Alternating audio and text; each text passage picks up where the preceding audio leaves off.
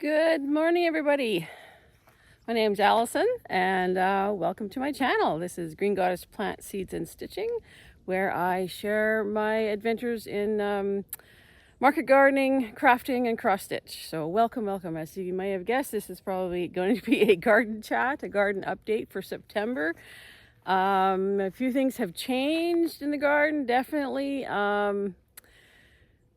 What can I say? Last Saturday morning, we had frost, like some good frost. So not everything is done, but cucumbers are done. The beans are done, although they're not, the plants are still alive, but they're not producing anything, like they're not flowering anymore. So the beans are basically done.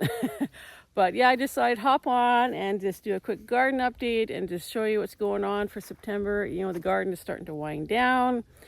Like I said, no more cucumbers. There might be a few plants out there that are still going, but I think 90% of the plants are done. Whatever's out there we'll probably keep for cucumbers for ourselves.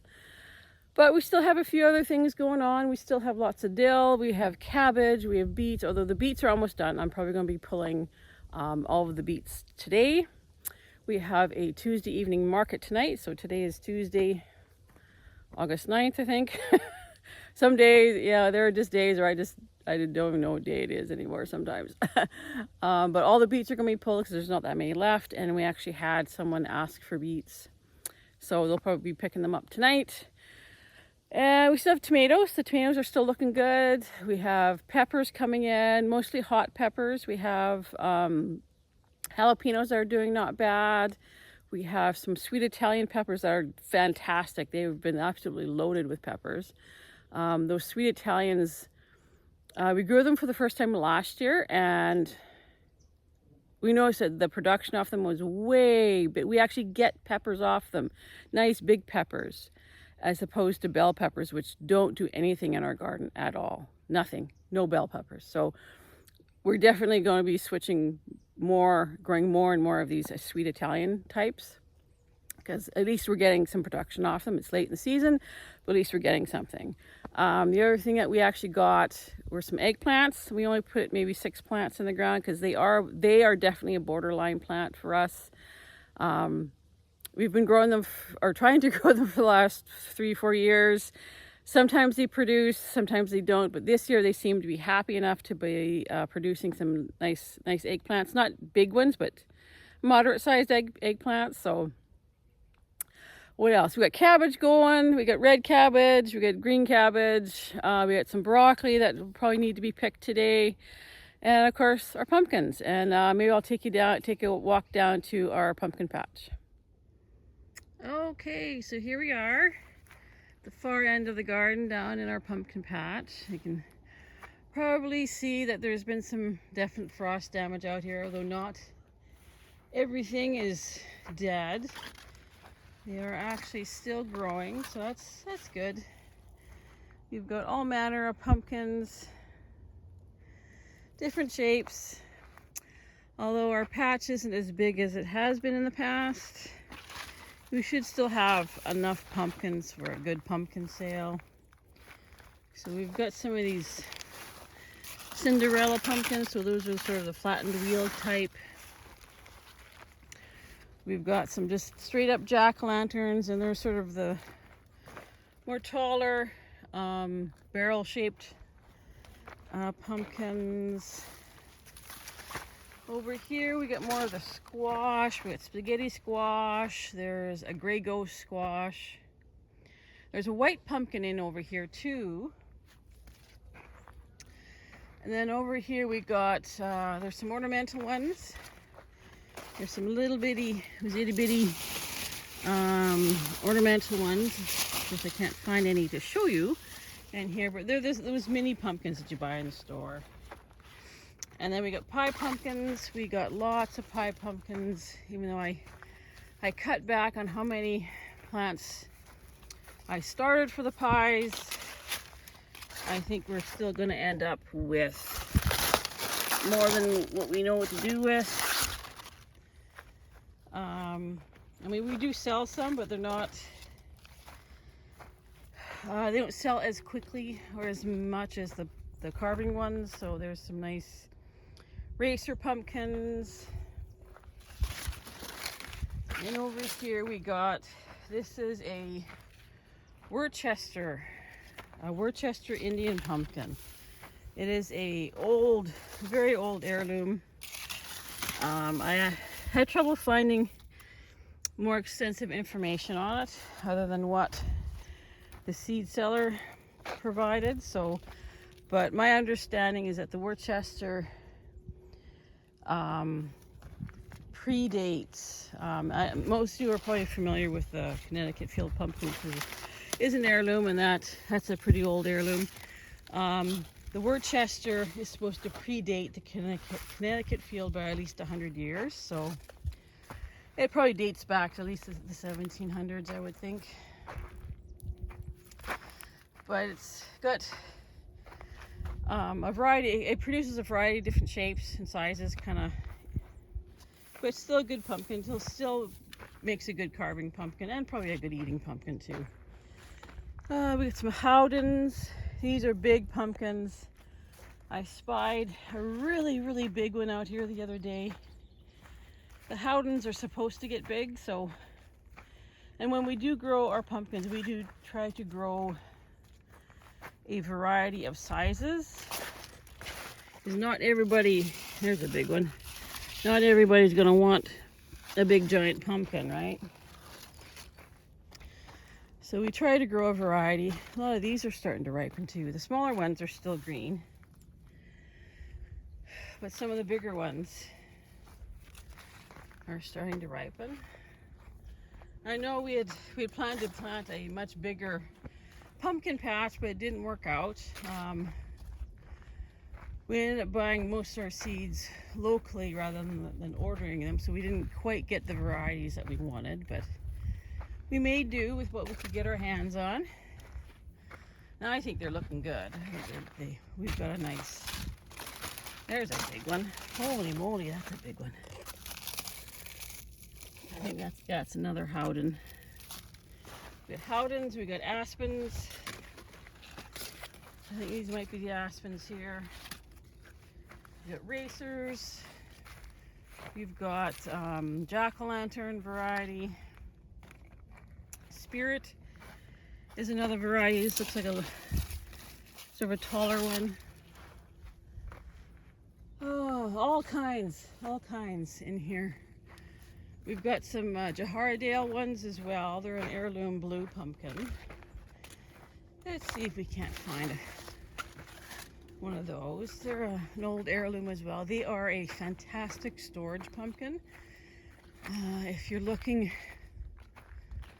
for something that will store over the winter for a long time, the Jahardales are your best bet. They will last forever. They will store right up until, I would say, April or May of the following year.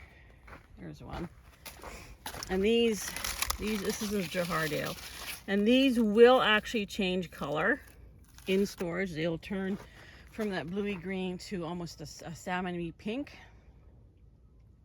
And that's what they're supposed to do, right? You know, all of these pumpkins start out green and then they slowly change color. Most, obviously, some of them faster than others, but the Jahardales will change color in storage.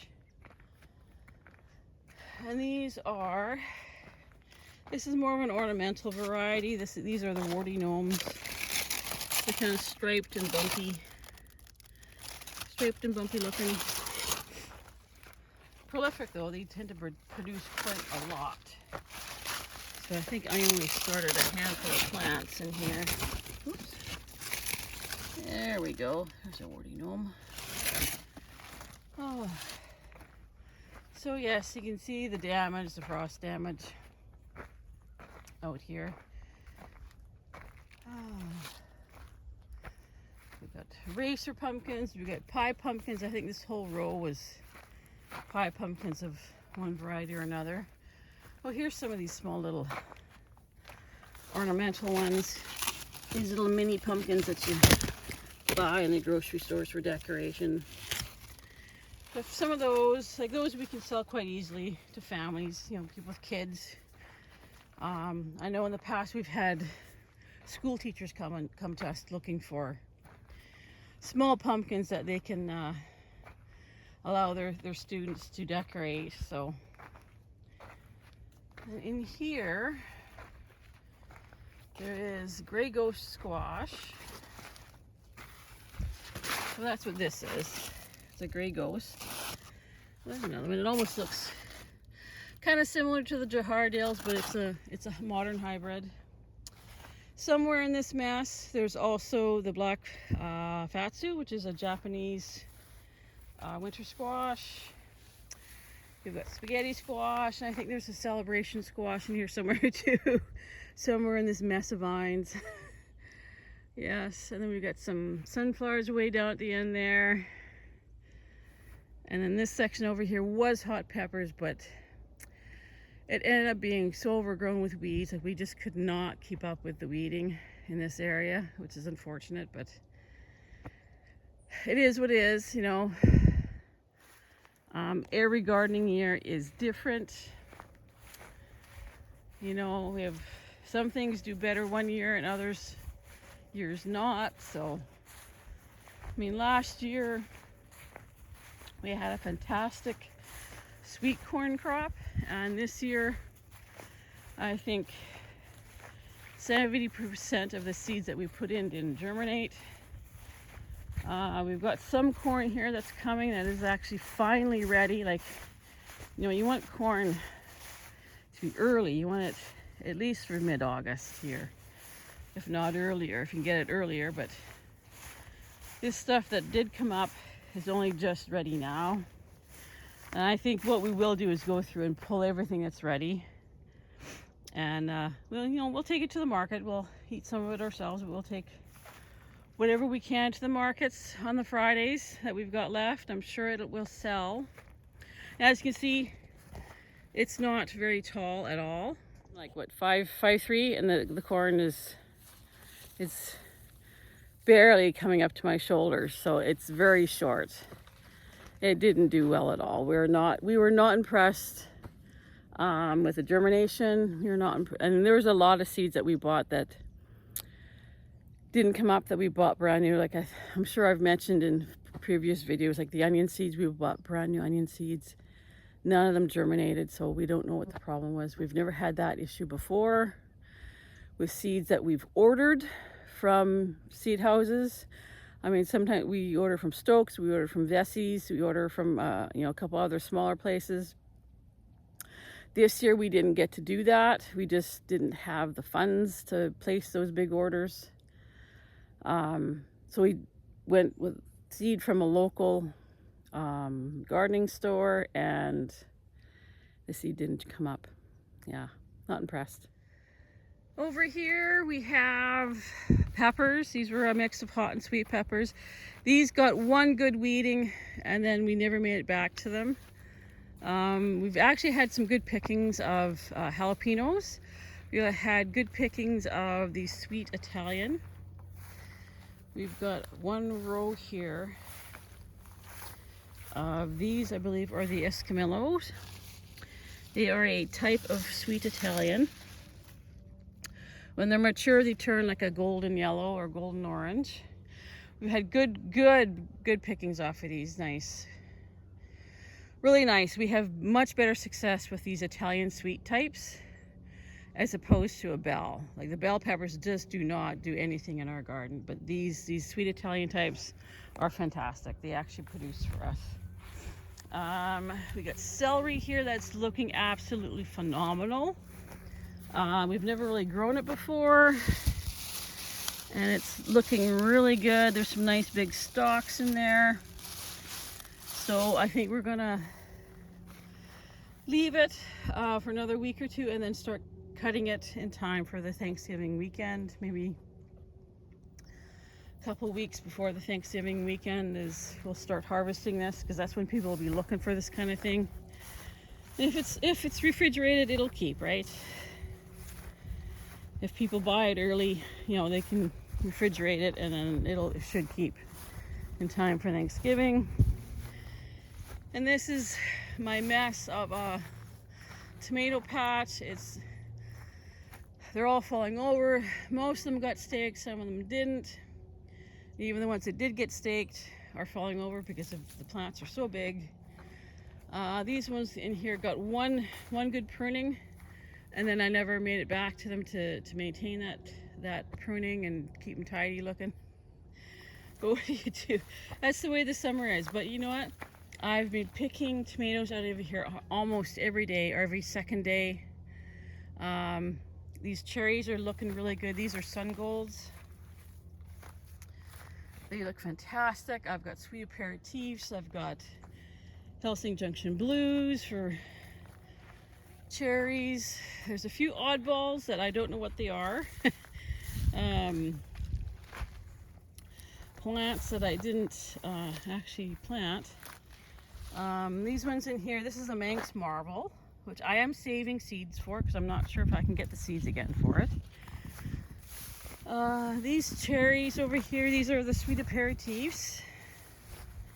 I can get in here and show you. And they've been producing nicely, really good. Very, very sweet. This is our favorite cherry. There we go, look at that. Very nice. And then, here we go. Here's one of these oddballs that I don't know what it is. It's not a sweet aperitif. I'm almost wondering if it's not like a mini Marzano or something, because I did try and plant some, but I thought that the mini Marzanos were a much smaller plant, and I was pretty sure that they didn't come up. So what this is, if that's what it is, I'm not 100% certain. There's some nice sweet aperitifs. Then I've got a couple other mysteries back in here somewhere that I don't know what they are. Where are they here? Now this is one. It looks like a plum tomato of some kind. No idea what it is. It's planted in amongst some Isis candy cherry tomatoes, so I don't know what that is. And then there's another one down here. There's a red one. That's a mystery. It's not a Isis candy cherry. I don't know what it is. There's no label on it, so. But we have had some blossom end rot in here. It hasn't been a huge problem, except for one or two varieties have been hit severely hard with it. The rest of them have had one or two, but not extensive. The Hungry Hill Pink was really bad for blossom end rot, and the Thornburns Terracotta. I am probably just going to end up pulling out all of the Thornburns because pretty much all of them have blossom end rot. So, you know, there's no point in keeping them in the ground if that's all they're going to do. So anyway, so this is the garden. These are our last planting of beans. I mean, the plants look okay. They got minimal frost damage, but they've shut down. Like there's no new blossoms coming on them. So they're done. So there's 2 rows of yellow and 2 rows of green, and the plan for the rest of my day is to go through at least 1 row of beans and pick, and then go through the tomatoes and do some cleanup. We do need to clean up the hoop house. I'm not sure if Glenn's going to try and put a cover on it, but we need to get at least the floor cleaned up so that we can start picking the pumpkins, and that we'll have some place to put them while they're picked. And even if there's no cover on the hoop house, if they're all together in that space, we can at least cover them with sheets and tarps should it get frosty again, and that'll provide some protection. So this is our fall garden, starting to wind down. Even the zucchinis got hit with frost. That's okay. It looks like we've got some monsters in here I'll have to come through and pick today as well. Yes, there's a nice big one. So yes, this is our garden. So yes, that's our garden tour for September. As you can see, things are slowly winding down. Some things are just at their peak. Some things are just gearing up, sorry. Yeah, so like I said, every garden is different. Every year it's different. I've already started making notes and plans for next year. Like the tomatoes, I'm not doing this again for the tomatoes. A lot of these plants were left over from our plant sale. So we will not be doing a plant sale again because we've had a plant sale for about the last 4 years, and this was the worst year for people coming out to support us for that plant sale. So we will not be doing a plant sale again. So that frees up us to plant more strategically, planting varieties that we know will produce what we want. Like I might still plant a handful of, heirlooms and interesting ones for myself, but we can streamline our tomato production for the markets and that. So anyway, thanks for hanging out. Thanks for visiting our garden. Have a great week. If you're gardening, awesome, good for you. If you're stitching, good for you. And until next time, take care.